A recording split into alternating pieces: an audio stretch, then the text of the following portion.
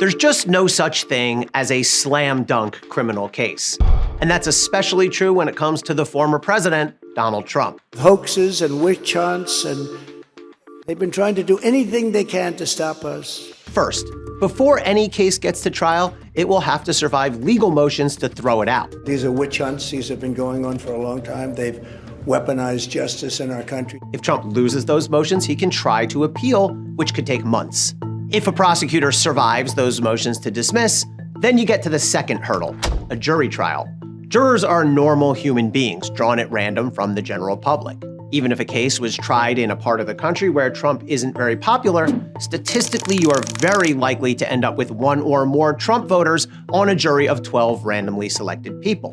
I am tonight announcing my candidacy for President of the United States. Trump is also a current presidential candidate, and being indicted or even convicted doesn't legally stop him from running. A judge would tell jurors to put aside their political views and their personal beliefs, but I know from my days as a prosecutor that jurors are human beings. They're not robots. They're subject to the same emotions, biases, and incentives that any person would be.